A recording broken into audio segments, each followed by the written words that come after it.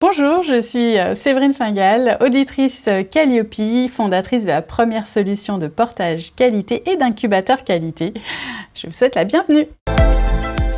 Indicateur 9, indicateur commun à notre référentiel national qualité, donc ça veut dire qu'il concerne toutes les catégories d'actions, vous l'avez bien compris. Alors sur cet indicateur 9, le prestataire informe les publics bénéficiaires des conditions de déroulement de la prestation. Tiens, qu'est-ce que je viens de dire? Le prestataire informe les publics bénéficiaires. Ok, donc le public bénéficiaire, c'est donc ceux qui vont bénéficier de votre action et non pas du commanditaire ou de je ne sais trop qui, mais on parle de Paul, vous l'avez compris. Donc on va s'assurer que Paul ait bien reçu l'information concernant les conditions de déroulement de votre prestation. Le niveau attendu, les modalités d'accueil, les conditions de déroulement de la prestation sont formalisées et diffusées. Donc, je le rappelle, sur cet indicateur 9, peut-être que vous avez un système de convocation, c'est très bien, pourquoi pas. D'ailleurs, vous avez vu, il y a encore plein d'exemples donnés par le référentiel national qualité. Encore une fois, en tant qu'auditrice, nous, on n'a pas de documents à exiger de vous, mais juste que vous puissiez nous démontrer que c'est formalisé dans votre système. Et le point important, que c'est diffusé. Donc effectivement, la façon dont vous allez, informer votre public bénéficiaire, eh bien, il faut que votre manière de faire soit bien sûr diffusée. Donc il faut nous apporter la preuve de diffusion. Après, c'est comme vous voulez, ça peut être peut-être des informations génériques parce que toutes vos formations se déroulent de la même façon. En tout cas, toutes vos actions se déroulent de la même façon. Donc peut-être que c'est diffusé sur votre site internet. Peut-être que vous transmettez ces informations par mail, en fonction des actions que vous allez mettre en œuvre parce que peut-être que le lieu change, les horaires ou je ne sais quoi. Mais vous avez compris, il vous faut donc des conditions de déroulement qui soient bien expressément définies et surtout formalisées exactement et surtout que ça soit diffusé auprès du bénéficiaire. Et j'insiste, il s'agit du bénéficiaire. Alors vous allez me dire, oui, mais Séverine, c'est toujours pareil, mon fameux Paul, RGPD oblige, et puis parce que le commanditaire ne souhaite pas que vous rentriez directement en contact avec les bénéficiaires, ce qui est tout à fait normal, et vous êtes nombreux à être concernés par cette situation. Bien dans ce cas-là, il vous faut apporter la preuve que, effectivement, ces conditions de déroulement, vous les avez peut-être transmises au manager de Paul, vous les avez certainement transmis en tout cas à votre commanditaire, donc l'entreprise qui a commandé l'action.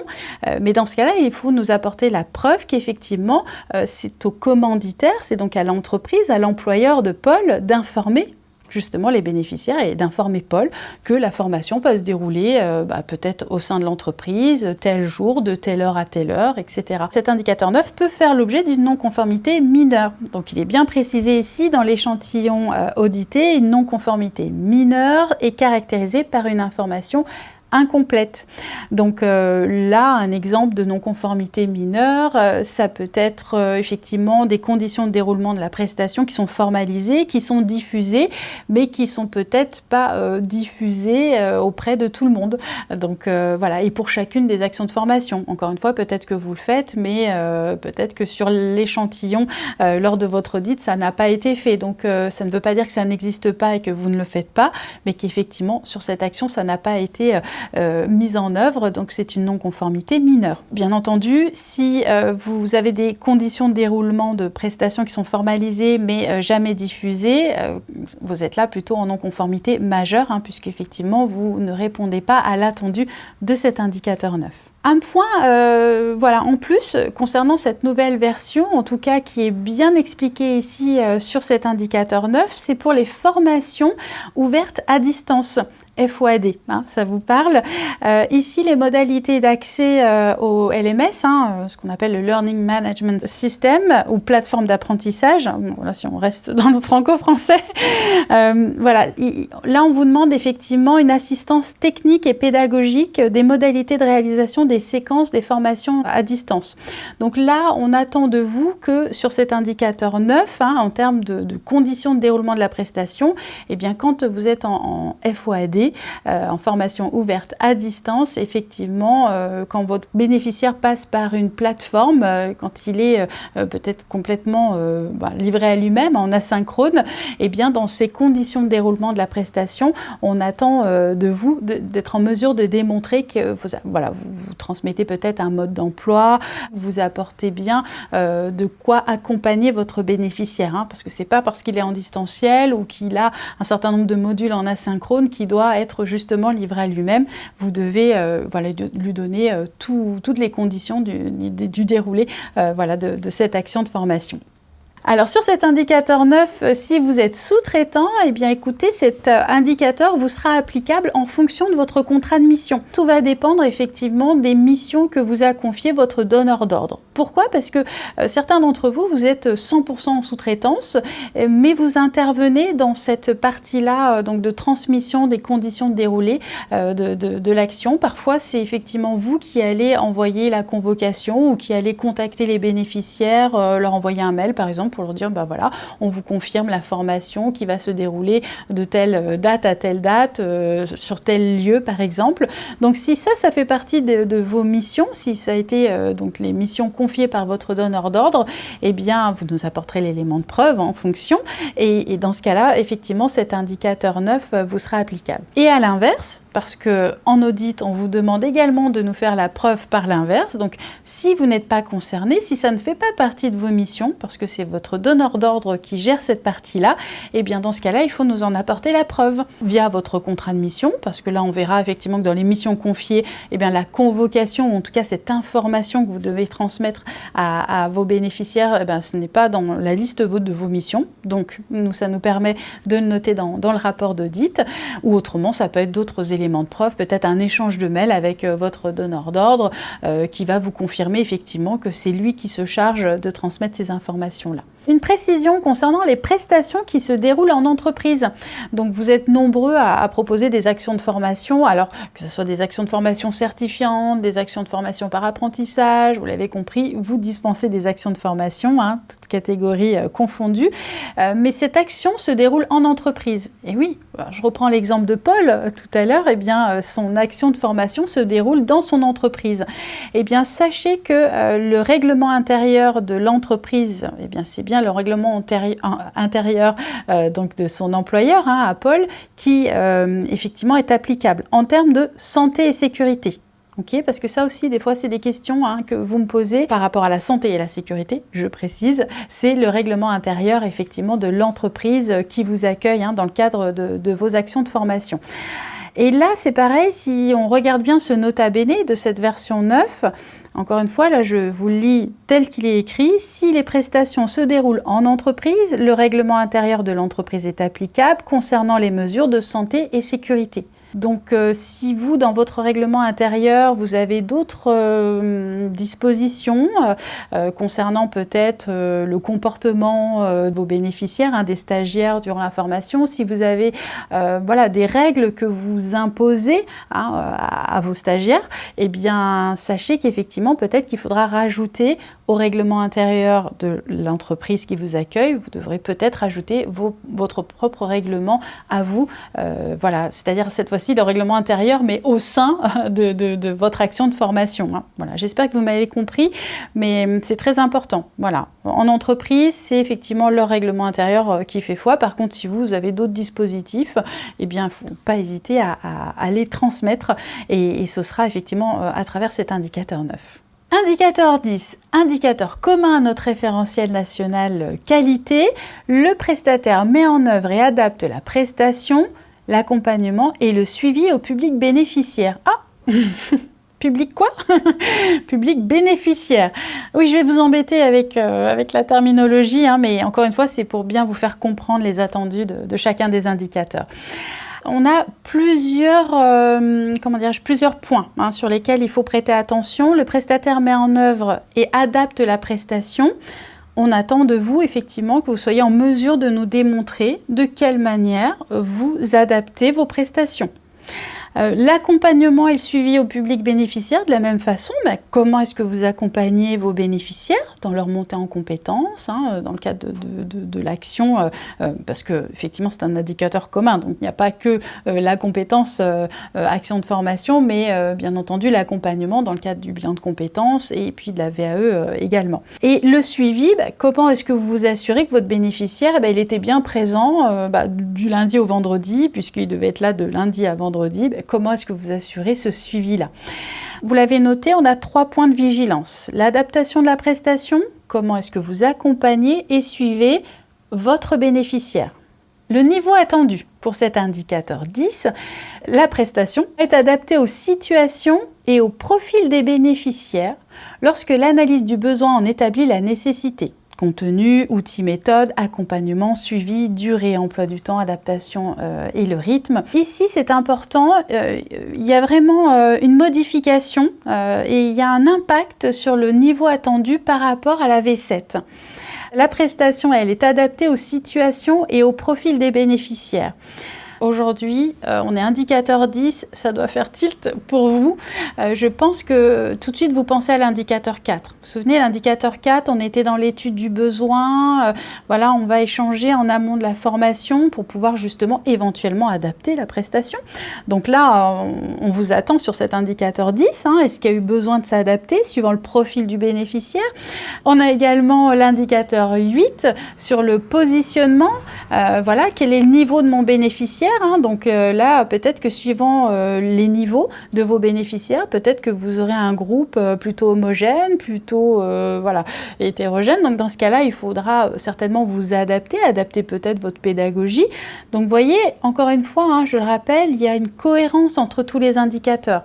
On arrive ici à l'indicateur 10, eh bien vous devez nous démontrer de quelle manière, suivant les situations, peut-être les aléas, les difficultés que vous pourriez rencontrer, et suivant le profil de vos bénéficiaires, comment est-ce que vous êtes en mesure de vous adapter. Et d'ailleurs, le niveau attendu dans le référentiel national qualité le précise bien lorsque l'analyse du besoin en établit la nécessité.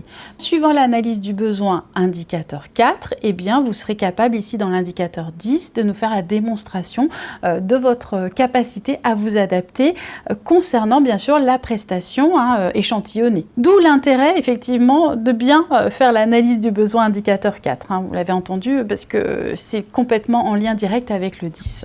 En ce qui concerne les non-conformités, eh bien sur cet indicateur 10, c'est une non-conformité majeure. Pas de possibilité de mineur, on ne peut pas dire oui, je le fais partiellement ou je ne sais quoi, de manière incomplète. Non, c'est bien noté. Dans l'échantillon audité, le non-respect, même partiel, de cet indicateur entraîne une non-conformité majeure. Donc attention, cet indicateur 10, il peut vite virer au rouge. Vous êtes sous-traitant, et bien là, bien entendu, cet indicateur vous est applicable dans le cadre de votre audit, puisqu'encore une fois, vous êtes au cœur de la mise en œuvre de cette action. Et effectivement, vous êtes là en mesure d'apporter la preuve d'une adaptation ou pas. Une adaptation, encore une fois, si l'analyse du besoin en établit la nécessité. C'est bien ce qui est noté dans le niveau attendu ici. Et en tout cas, en ce qui concerne l'accompagnement et le suivi, bien entendu, vous êtes parfaitement capable de nous présenter par exemple la feuille d'émargement qui justifie effectivement que votre bénéficiaire était bien là du lundi au vendredi justement. Donc voilà, après si effectivement il n'y a pas eu suite à l'analyse du besoin quelconque besoin d'adapter autre mesure l'action, effectivement on ne va pas vous demander d'éléments de preuve. Par contre pour l'accompagnement et le suivi, il faudra bien être en mesure d'apporter les éléments qui justifient effectivement de ces points-là. Pour les personnes en situation de handicap, sur cet indicateur, si vous accueillez une ou des personnes en situation de handicap, eh bien, vous devez être en mesure de présenter la manière dont vous avez accompagné cet individu dans le cadre de son parcours. Donc là, encore une fois, le référentiel est très bien fait. Dans la colonne, cette fois-ci à gauche, vous avez des exemples de preuves. Il précise bien liste des structures, personnes ressources. Peut-être qui est-ce que vous vous avez contacté, hein, hashtag indicateur 26, dans votre réseau, donc des personnes qui sont susceptibles de vous aider ou dans l'aménagement ou tout simplement aider votre bénéficiaire hein, tout au long de son parcours de formation avec vous. Voilà, à vous de nous démontrer les modalités d'aménagement de la prestation hein, suite effectivement à ce besoin un peu spécifique. Donc voilà, sachez que sur cet indicateur commun, indicateur 10, eh bien, si vous avez accueilli une personne en situation de handicap, ça fait partie des éléments de preuve dans le cadre de l'adaptation. Indicateur 11, cet indicateur est commun dans notre référentiel national qualité. Donc il vous concerne tous.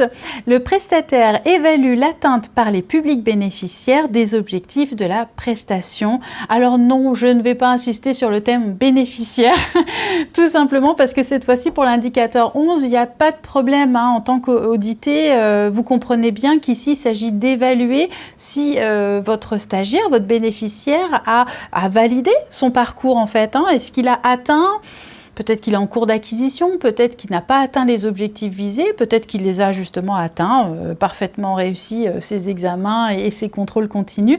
Là, en général, sur le 11, il n'y a pas de quiproquo. Vous avez bien compris qu'ici, vous allez contrôler les connaissances, notamment de vos bénéficiaires. Le niveau attendu, démontrer qu'un processus d'évaluation existe, est formalisé et mis en œuvre. Il permet d'apprécier l'atteinte des objectifs. Alors là, je le répète, on parle bien de processus d'évaluation qui existe, un peu comme à l'école. Alors à l'école, ça se passe en... il y a des devoirs sur table, hein, je me souviens, DST. Il y a des DM aussi, devoirs à la maison. Bon, bref, vous, c'est pareil. Peut-être que vous avez un système de contrôle continu, peut-être que c'est à travers des quiz, peut-être que vous évaluez vos bénéficiaires, peut-être que ce sont même des travaux de groupe. Ça, c'est possible, mais à partir du moment où vous avez comme élément de preuve une évaluation par bénéficiaire. Mais encore une fois, l'évaluation, elle peut peut-être se faire en groupe. Hein. Moi, je me souviens, à l'école, on avait des exposés qu'on faisait en groupe, et là, on avait une note pour le groupe, donc sur chacun des bulletins, voilà, pour chaque bulletin de chaque élève, eh bien, on avait la note du groupe, en fait. Hein. Donc, de la même façon, nous, on attend un élément de preuve. Donc, alors là, bien sûr, si vous fonctionnez par une évaluation de groupe, très bien, mais il ne faut pas nous présenter la note du groupe. Encore une fois, moi, si j'échantillonne Paul durant mon audit, eh bien, il faudra me montrer la note de Paul. Ça peut être un système de smiley, de couleurs. Hein. Peut-être que rouge, c'est pas acquis, orange, c'est en cours d'acquisition, et vert, c'est validé, c'est conforme. Enfin, ça, c'est vous qui le voyez. Encore une fois, nous, on n'a pas, en tant qu'auditeur, à juger de cette forme-là. Par contre, on attend de vous de nous faire la démonstration en nous montrant, tiens, Paul, il a été évalué de quelle manière. Peut-être qu'ici, encore une fois, le point vraiment essentiel, c'est permet d'apprécier l'atteinte des objectifs. Encore une fois, cet indicateur 11, il est en toute cohérence avec les indicateurs précédents et notamment le premier indicateur. Hein.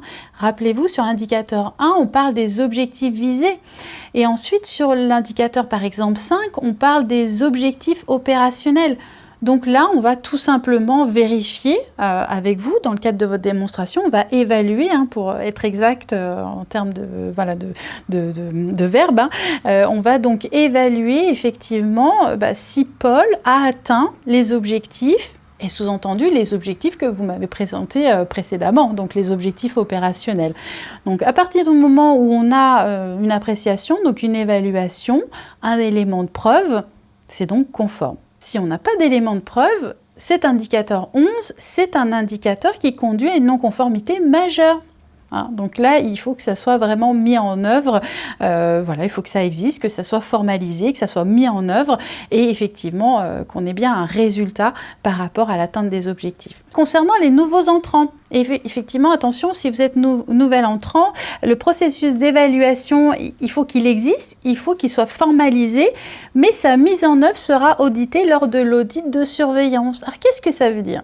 Ça veut dire que cet indicateur, même si vous êtes nouvel entrant, il est applicable. Donc ça, c'est important de le noter.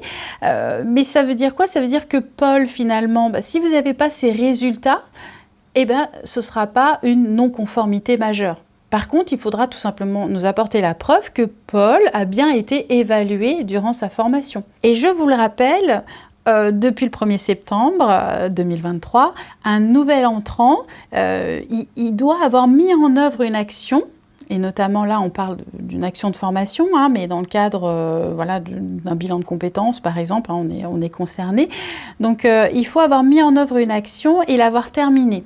Donc, nécessairement, pour cet indicateur 11, eh bien, vous devez être en capacité de me démontrer comment est-ce que Paul a été évalué. Hein, il y a forcément, effectivement, ce processus d'évaluation, il doit exister. Par contre, si Paul suit une formation certifiante, par exemple, qui doit se présenter à un examen au répertoire spécifique, au RS par exemple, ou pourquoi pas un titre RNCP, effectivement, peut-être qu'il a fini sa formation hein, avec vous, mais par contre, il va passer son examen que dans 2 mois, ou peut-être qu'il a passé l'examen, mais vous n'avez pas encore les résultats parce que c'est pas vous qui êtes organisme certificateur. Eh bien, ça, c'est pas grave si vous n'avez pas le résultat. Par contre, clairement, l'action étant déjà mise en œuvre, vous devez être en mesure de nous démontrer le process qui a été mis en œuvre dans le cadre de sa formation pour son évaluation. Vous êtes sous-traitant, sachez que cet indicateur vous est applicable. Okay, il n'y a aucune mention spécifique ici dans cette version 9 du référentiel national qualité. Donc, vous devez être en mesure de nous démontrer ce process d'évaluation et d'atteinte des objectifs de votre bénéficiaire. Indicateur 12, c'est un indicateur commun donc sur notre référentiel national qualité. Un point important avec cette V9, c'est noté en gras en dessous du cadre bleu. Cet indicateur s'applique aux formations d'une durée supérieure à 2 jours. Mais attention, l'attendu sur cet indicateur 12, hein, le prestataire décrit et met en œuvre les mesures pour favoriser l'engagement des bénéficiaires et prévenir les ruptures de parcours. Sur des formations très courtes, cet indicateur 12 sur la version 7 était peut-être pas très pertinent. Hein. C'est pour ça qu'effectivement, dans cette nouvelle version, cet indicateur 12 est applicable pour les formations supérieures à 2 jours. Mais pourquoi je vous dis attention ? Encore une fois, il faut rester cohérent. Et en toute logique, attention, si votre action de formation dure par exemple 14 heures, qui pourrait être l'équivalent de 2 jours, mais ces 14 heures sont disséminées sur 6 mois parce que c'est 2 heures par-ci, 1 heure par-là, 3 heures par-là. Vous comprenez qu'effectivement, cet indicateur 12 sera certainement applicable parce qu'il ne s'agit pas de 2 jours consécutifs, lundi, mardi, ou de 14 heures consécutives, hein, mais effectivement de quelques heures éparpillées sur plusieurs mois. Et dans ce cas-là, effectivement, il y a des risques de rupture de parcours. Donc, on va attendre de vous de nous démontrer de quelle manière est-ce que vous engagez votre bénéficiaire. Le niveau attendu pour cet indicateur 12, démontrer que des mesures formalisées existent et sont mises en œuvre. Ok, donc sur cet indicateur 12, c'est très clair. En termes d'engagement, en termes de prévention de rupture de parcours, là on parle tout simplement des abandons, hein, donc pour voilà, éviter les abandons et pour vous assurer d'avoir des bénéficiaires très motivés, donc là c'est l'engagement, eh bien vous avez des mesures qui sont formalisées. Elles existent, vous pouvez nous en apporter la preuve et elles sont mises en œuvre. Vous devez nous apporter la preuve de cette mise en œuvre, bien évidemment. Sur les mesures mises en œuvre, c'est bien précisé qu'elles doivent donc pouvoir être démontrées et matérialisées par des outils. Voilà, donc vous avez dans votre système des outils qui vous permettent par exemple d'éviter les ruptures de parcours, les abandons, en tout cas pour prévenir, hein, après on peut malheureusement pas toujours tout éviter, mais en tout cas pour prévenir les abandons. Et donc voilà, vous en avez la preuve puisque c'est matérialisé à travers des outils. C'est noté tout en bas, hein, colonne de gauche, tout en bas, nota bene. Concernant la non-conformité, alors sur l'échantillon audité, une non-conformité mineure est caractérisée par une mise en œuvre partielle des mesures définies. Vous l'avez compris, une non-conformité mineure parce que c'est en place, ça existe, c'est formalisé, mais vous le mettez en place, pas toujours, en tout cas pas pour chacune de vos actions. Donc dans ce cas-là, c'est une non-conformité mineure. Et si effectivement il n'y a aucune mesure formalisée, il n'y a aucun outil utilisé, c'est une non-conformité majeure. Pour les personnes en situation de handicap, les mesures de prévention des abandons en lien avec les adaptations proposées ou mises en place, effectivement, si vous avez une personne en situation de handicap, eh bien, vous savez que suivant le handicap, peut-être qu'il vous faudra faire plus d'efforts en termes d'engagement. Peut-être que pour éviter des ruptures de parcours, vous devrez vraiment ajuster votre adaptation.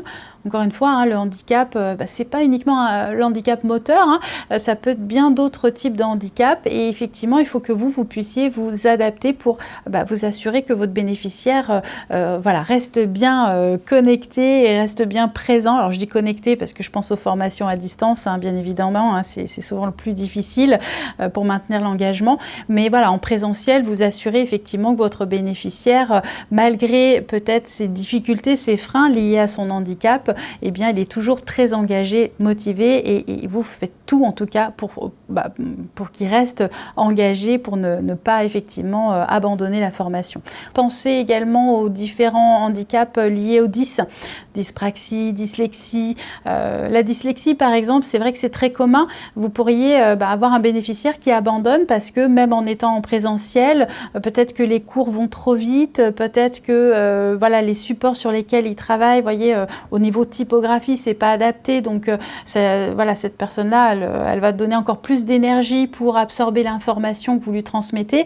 Et bien voilà, ça peut être des risques de rupture de parcours si vous, par rapport effectivement à son handicap, vous n'êtes pas en capacité de vous adapter correctement. Mais là, je parle négativement, vous êtes tout à fait en mesure de vous adapter. D'ailleurs, hashtag, si vous n'avez pas compris, indicateur 26, votre réseau lié effectivement au handicap est là pour vous accompagner et vous aider dans la mise en œuvre de vos supports pour justement répondre à cet indicateur 12 sans aucune difficulté. Si vous êtes sous-traitant, sur cet indicateur 12, il est bien applicable. Vous voyez sur votre guide de lecture, version 9, page 18. Voilà, vous avez tous téléchargé le guide. Il n'y a pas d'encart spécifique avec d'autres contre-indications ou je ne sais quoi. Donc, en tant que sous-traitant, cet indicateur est applicable. Donc vous devez, si vos formations durent plus de 2 jours, vous devez assurer cet engagement et effectivement éviter l'abandon. Mais encore une fois, en toute logique, vous êtes au cœur de la prestation, vous êtes le contact direct avec les bénéficiaires, donc même si vous êtes sous-traitant, vous devez répondre aux exigences de cet indicateur. Indicateur 13, un indicateur spécifique. Il concerne les actions de formation si effectivement vos formations se déroulent en alternance. Autrement, bien sûr, il vous concerne vous, CFA, donc organisme de formation par apprentissage. Pour les formations en alternance, le prestataire en lien avec l'entreprise anticipe avec l'apprenant les missions confiées. Vous vous souvenez, dans les indicateurs précédents, il y avait effectivement cette obligation de bien définir les missions en entreprise. De mémoire, il me semble qu'on l'a évoqué, indicateur 5. Donc effectivement, sur cet indicateur 13, le prestataire en lien avec l'entreprise anticipe avec l'apprenant les missions confiées à court terme, à moyen et long terme et assure la coordination et la progressivité des apprentissages réalisés donc en centre de formation en entreprise. La différence avec l'indicateur 5 où effectivement on vous demandait déjà de bien comprendre et voir ce qui allait se dérouler en termes de mission en entreprise. Pareil, on l'avait vu dans un autre indicateur également.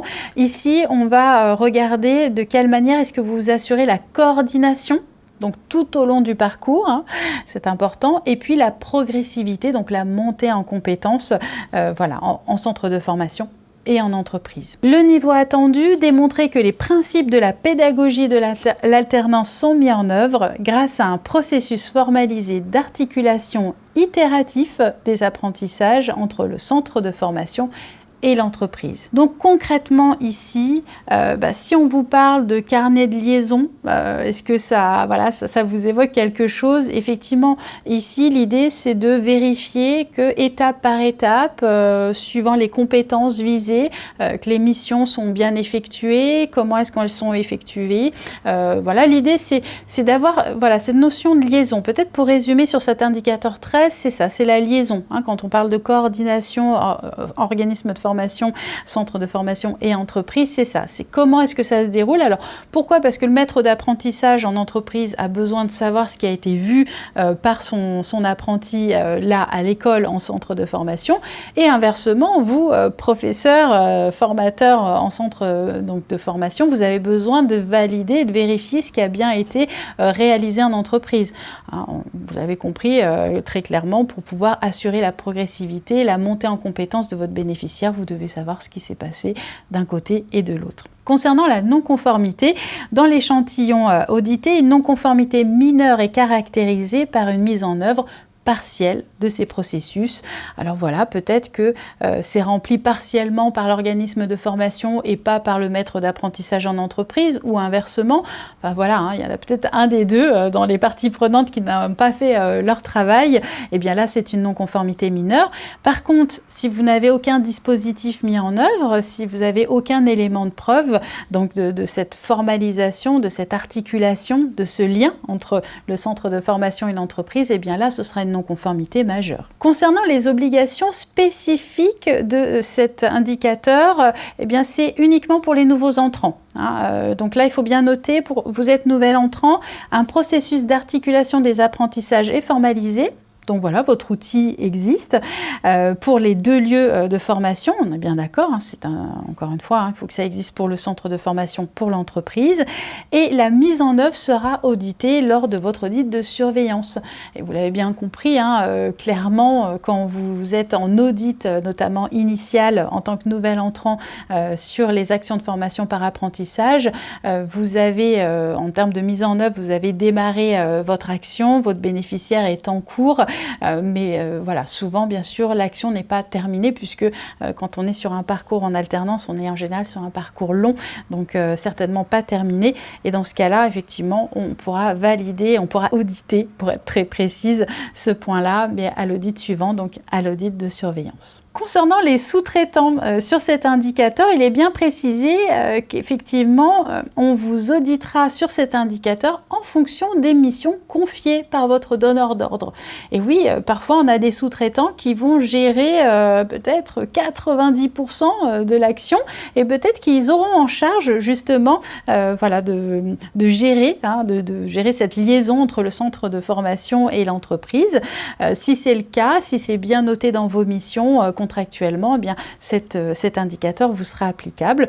Et preuve par l'inverse, si effectivement vous pouvez nous apporter la preuve que ça ne fait pas partie de vos missions confiées, eh bien nous n'allons pas vous auditer. En tout cas, ce sera non applicable en ce qui vous concerne. Pour les personnes en situation de handicap, effectivement, on va attendre de vous un peu plus. Un outil de liaison, qui va prouver effectivement ce qui a été fait dans l'organisme de formation, au centre de formation, en entreprise, mais on va également attendre de vous de nous apporter en fait l'élément de preuve sur la partie adaptation. Donc c'est bien précisé ici, outil de liaison sur les adaptations de la formation en entreprise, parce que en fait, nous, on l'a déjà évalué avec vous. On a vu avec d'autres indicateurs que vous avez été en capacité d'adapter la formation. On l'a vu sur l'indicateur 10. Mais là, sur cet indicateur 13, vous allez pouvoir nous apporter la preuve qu'en entreprise aussi, le maître d'apprentissage, en l'occurrence, a fait le nécessaire pour adapter la formation, les enseignements, les missions au sein de leur entreprise. Donc ça, c'est à vous de nous apporter l'élément de preuve. Indicateur 14, vous êtes organisme de formation par apprentissage, CFA, et bien cet indicateur, il est pour vous et uniquement pour vous. Le prestataire met en œuvre un accompagnement socio-professionnel, éducatif et relatif à l'exercice de la citoyenneté. Qu'est-ce que ça signifie? Alors pour vous aider, vous avez dans le référentiel national qualité des exemples de preuves. On parle ici de mise en place de projets spécifiques d'activités, pourquoi pas des activités sportives, des ateliers culturels. Voilà, l'idée c'est effectivement que vous puissiez accompagner vos apprentis dans leur apprentissage de la citoyenneté. Donc pourquoi pas l'éducation aux écrans. Voilà, vous avez tout un tas d'exemples ici dans le référentiel. Donc voilà, servez-vous de ces exemples-là pour vous inspirer si vous n'avez pas déjà de projet au sein de votre établissement. Le niveau attendu, démontrer que l'accompagnement de l'apprenant est formalisé et mis en œuvre par la mise en place de projets spécifiques. Alors, vous l'avez bien noté ici, on a 2 points importants dans le niveau attendu. Donc, il faut que cet accompagnement soit formalisé, donc il existe, et puis vous avez les éléments de preuve à nous apporter concernant cette formalisation. Et on demande effectivement des éléments de preuve de mise en œuvre. Ok, donc effectivement, il ne faut pas que ça reste à l'état de projet, il faut bien que ça soit mis en œuvre. Mais attention, bien entendu, si vous êtes organisme de formation par apprentissage, CFA, et que vous êtes nouvel entrant, eh bien, vous savez comment ça fonctionne maintenant. En tant que nouvel entrant, la partie mise en œuvre sera auditée lors de votre audit de surveillance. Voilà, donc ça c'est un point important. Voilà, pensez bien à la formalisation, mais il faudra effectivement mettre en œuvre ces projets. Concernant les non-conformités sur cet indicateur 14, eh bien écoutez, c'est une non-conformité majeure, il n'y a pas de possibilité d'être sur une mineure, même si c'est mis en œuvre que partiellement ou que avec un apprenant sur 2, pour X raisons, on échantillonne et effectivement on n'a que des éléments partiels, ça restera une non-conformité majeure. Si vous êtes sous-traitant, bien entendu sous-traitant sur une action de formation par apprentissage, eh bien cet indicateur 14 vous est applicable. Donc il faudra être en mesure de nous faire la démonstration effectivement de la mise en œuvre d'accompagnement socio-professionnel et éducatif concernant vos bénéficiaires. Un focus sur qu'est-ce que l'accompagnement socio-professionnel et éducatif. Alors vous l'avez compris, cet accompagnement est là pour favoriser l'apprentissage ainsi que l'accès à l'emploi des personnes et notamment de vos apprentis bien entendu. Alors, je vais vous donner ici quelques exemples, mais des exemples que vous allez pouvoir également retrouver sur votre version 9. On parle par exemple de réalisation de bilans, des bilans de formation, des bilans de compétences, bilans sur leur expérience professionnelle. C'est par exemple l'identification et le suivi des problématiques sociales individuelles. C'est ça aussi l'accompagnement socio-professionnel et éducatif. Accompagner votre apprenti éventuellement dans des situations un petit peu difficiles. C'est pourquoi pas aussi, c'est un exemple, l'orientation vers des organismes compétents. Si vous notez effectivement que votre apprenti est en difficulté, peut-être avec des problèmes de santé, de logement, qu'il y a des difficultés peut-être pour effectuer des demandes d'allocation ou d'aide, des problèmes de garde d'enfants par exemple. Voilà, bien effectivement, l'accompagnement socio-professionnel et éducatif, ça fait partie des actions que vous pourriez mener. L'aide aux démarches administratives également. Donc voilà, tous les apprentis ne sont pas à l'aise avec les démarches administratives, donc pourquoi pas, ça c'est une action que vous pourriez mener, ça rentre effectivement ici dans les exigences de cet indicateur. Ça peut être pourquoi pas l'élaboration d'un projet professionnel dans le cadre d'un parcours à l'insertion professionnelle. Ça peut être également des actions de soutien psychologique, et bien sûr soutien matériel. Voilà, tout ça ce sont des idées, des exemples. Ça peut être également des actions relatives à la mobilité professionnelle. Alors on parle de mobilité professionnelle, peut-être concourir à l'obtention du permis de conduire, voilà, enfin ce sont des idées, mais ça fait partie effectivement ici des exigences de cet indicateur. Alors je le rappelle, mais effectivement encore une fois vous maîtrisez ce fameux L6231-2 du Code du travail. L'accompagnement socio-professionnel, éducatif et relatif à l'exercice de la citoyenneté des apprentis. Ça fait bien sûr partie des missions des CFA et ça correspond aux missions qui sont mentionnées au point 6, 7, 8, 9 et 14 de ce fameux L6231-2 du Code du travail. Indicateur 15, c'est un indicateur spécifique pour vous, organisme de formation par apprentissage, CFA. Eh bien, c'est un indicateur que le référentiel ne garde que pour vous. Voilà, le référentiel est très généreux avec vous, vous l'avez remarqué. Alors, indicateur 15, le prestataire informe les apprentis de leurs droits et devoirs en tant qu'apprentis et salariés. Apprentis et salariés, attention, tout est important, vous l'avez noté et vous le savez, c'est votre cœur de métier. Un apprenti, eh bien effectivement, il est apprenti dans votre établissement, mais il est considéré comme salarié dans l'entreprise. Et donc, bien sûr, le prestataire informe également sur les règles applicables en matière de santé et sécurité en milieu professionnel. Voilà. Donc ça, c'est l'énoncé de cet indicateur spécifique.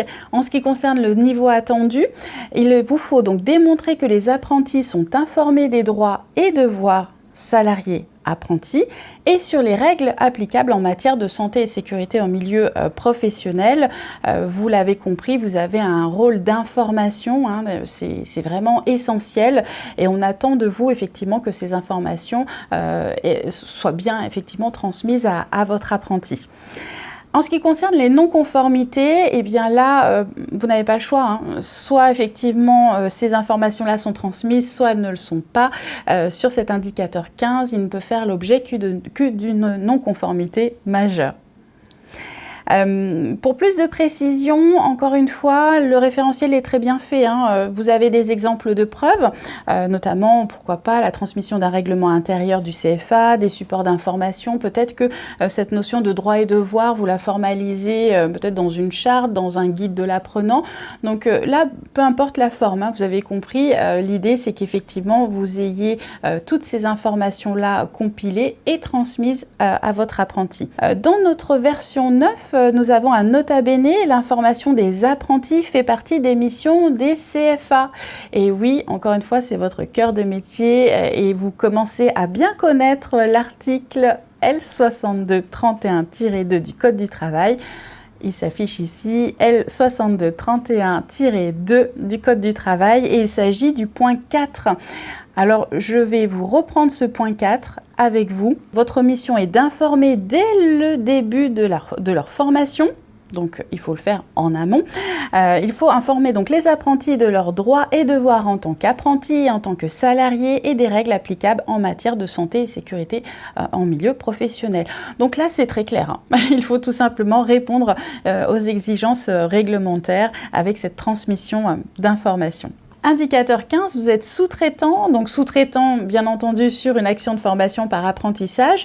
Et comme vous pourrez le noter, dans ce référentiel version 9, il n'y a pas d'information spécifique, hein, donc cet indicateur-là vous est applicable. Effectivement, vous devez être en mesure de nous présenter les éléments de preuve concernant effectivement la transmission de ces informations sur les droits et devoirs des apprentis. Indicateur 16, c'est un indicateur spécifique. Cet indicateur vous concerne si vous préparez votre audit sur les actions de formation, catégorie actions de formation, si vous êtes également sur les formations par apprentissage, donc CFA, et ça vous concerne également AAP, vous professionnels de la VAE. Alors, qu'est-ce que dit cet indicateur spécifique ? Eh bien, lorsque le prestataire met en œuvre des formations conduisant à une certification professionnelle, attention, je le rappelle, on parle ici de certification professionnelle, c'est-à-dire un titre RNCP. On ne parle pas de RS, répertoire spécifique, hein. C'est bien clair. Donc, lorsque le prestataire met en œuvre des formations conduisant à une certification professionnelle, il s'assure que les conditions de présentation des bénéficiaires à cette certification respectent les exigences formelles de l'autorité de certification. Là, le niveau attendu, vous l'avez compris, le prestataire respecte les exigences formelles de l'autorité de certification lorsqu'il présente des candidats à la certification qu'il propose. Et là, la nouvelle version du référentiel national qualité a précisé cet indicateur. Parce que parfois, effectivement, vous préparez vos bénéficiaires à passer cette fameuse certification, ce titre RNCP, et pour autant, ce n'est pas vous qui êtes en charge de l'évaluation. Vous êtes juste en charge, vous êtes habilité à former votre bénéficiaire sur cette certification. Donc, comme vous n'êtes pas en charge de l'évaluation, eh bien, ici, le niveau d'attendu, en ce qui vous concerne, c'est la capacité d'orienter le bénéficiaire vers l'évaluateur. Ok, donc vous avez des exemples de preuves très simples. Ça peut être une information communiquée aux bénéficiaires sur le déroulement de l'évaluation. Ça peut être peut-être une convocation justement pour pouvoir passer devant le jury tel jour, telle date. C'est peut-être un livret qui va expliquer à votre bénéficiaire comment se déroule en fait son évaluation, donc comment peut-être il doit se préparer. On a ici d'autres exemples. Conditions de passage de l'examen peut-être à distance. C'est vrai que quand ça se déroule à distance, comment ça va se passer? Est-ce qu'il faut que je me rende peut-être dans un endroit spécifique? Est-ce que ça va se dérouler chez vous dans votre organisme? Comment va se dérouler peut-être ce passage en distanciel? Est-ce que je dois venir avec mon PC ou est-ce que je vais utiliser le matériel informatique de l'établissement, de votre établissement? donner un maximum d'informations pour que votre bénéficiaire soit bien en confiance aussi et que tout puisse se dérouler comme convenu, sans surprise, voilà, et que ça soit bien préparé. Peut-être que ici vous avez vu dans les exemples de preuves, on parle également d'habilitation du prestataire à évaluer si effectivement c'est vous qui assurez l'évaluation. Donc voilà, c'est possible et dans ce cas-là, il faudra fournir ces éléments de preuve qui démontrent que c'est vous qui assurez l'évaluation. En ce qui concerne les non-conformités possibles, eh bien écoutez, c'est très simple. Soit vous avez les éléments de preuve, soit vous êtes en capacité de nous démontrer effectivement que vous faites le nécessaire pour répondre aux exigences de cet indicateur 16, soit ce n'est pas le cas et c'est une non-conformité majeure. Il n'y a pas le choix.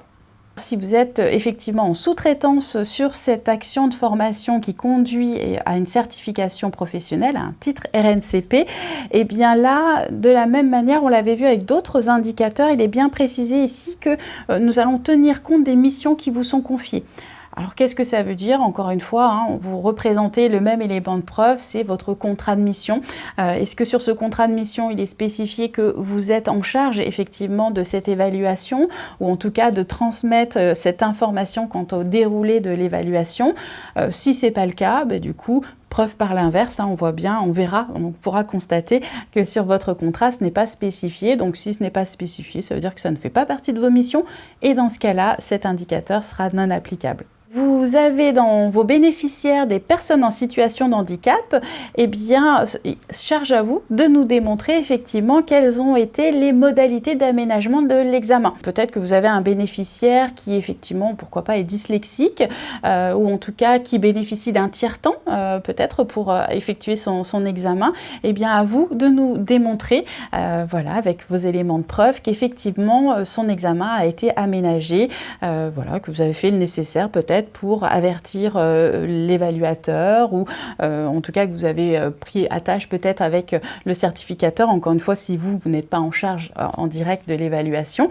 Voilà, vous avez compris l'exercice, une personne en situation de handicap égale adaptation, aménagement, et bien du coup on vous laisse nous faire la démonstration de ces éléments de preuve. Alors juste pour être, encore une fois, je le rappelle, mais vous l'avez vu dans les indicateurs précédents, ce point qui concerne les personnes en situation de handicap, vous êtes concerné si bien entendu vous avez accueilli une personne en situation de handicap. Si vous n'avez jamais eu de bénéficiaire en situation de handicap, eh bien écoutez, vous n'avez pas d'éléments de preuve à nous démontrer sur ce point-là puisque vous n'avez pas été confronté à cette situation.